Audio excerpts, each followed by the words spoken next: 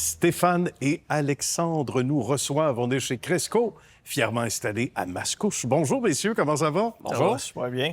Bien, c'est très niché ce que vous faites au quotidien. Vous vous connaissez depuis un bon nombre d'années. On va expliquer un peu l'historique. Mais d'abord, qu'est-ce que ça fait, Cresco, en particulier, à tous les jours? Qu'est-ce que ça conçoit? On fabrique des équipements de sablage au jet en partant de petits cabinets qu'on retrouve dans plusieurs garages à des cabinets qu'on va retrouver dans des usines de fabrication aérospatiale ou spécialisées.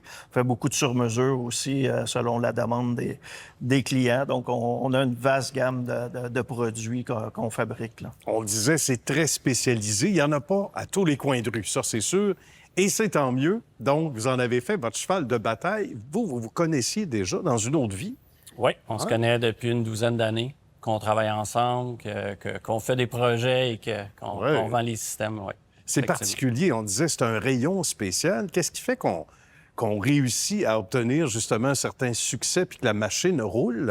Expertise au-delà des frontières du Québec de ton côté, Stéphane, hein, de ce que Oui, j'ai c'est compris. vraiment au niveau de notre conception. On a des très bons concepteurs qui sont avec nous depuis au moins une trentaine d'années. Donc, on a beaucoup d'expertise.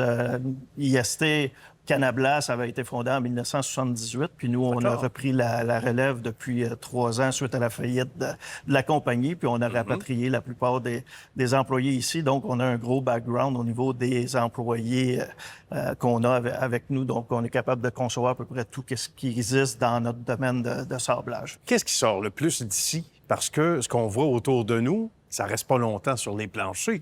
Hein? Évidemment, il y a une demande. Qu'est-ce qui sort le plus rapidement d'ici? Les projets, c'est toujours entre 4 semaines à 12, peut-être 14 semaines, là, selon la complexité du projet. Il faut faire les dessins, il faut les faire prouver par les clients. Puis après ça, il faut passer par le cycle de fabrication, peinture, assemblage, test aussi des équipements avant qu'on les expédie, là. Donc, c'est un projet, c'est 2 à 3 mois, la 2 moyenne. à 3 mois. Exact. OK.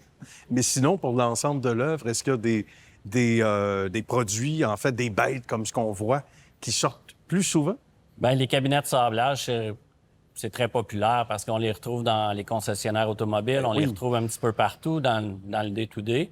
Donc, ça, on en fait beaucoup. Par contre, les chambres de sablage, c'est quand même un produit qu'on vend régulièrement aussi, puis qui est de plus en plus populaire au niveau de l'industriel.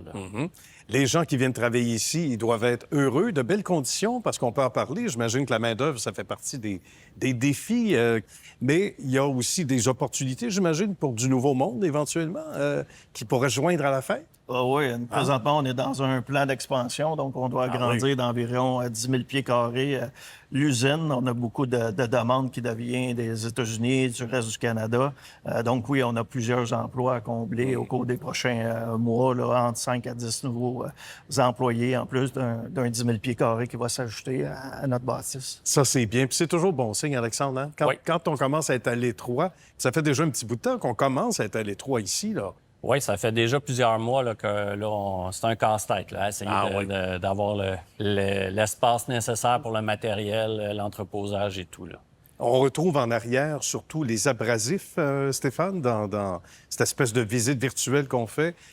Donc, ça, c'est un espace important parce qu'il n'y a pas un seul abrasif. Donc, on parlait pour le sablage, là. Il y a plusieurs types, là. Selon les fonctions, selon les besoins. Exactement. Il y a plusieurs types selon vraiment le fini que le client recherche. Donc, on doit tenir en stock une dizaine de différents abrasifs. Donc, ça prend quand même de l'espace. Chaque palette d'abrasifs, c'est 2000 livres chaque.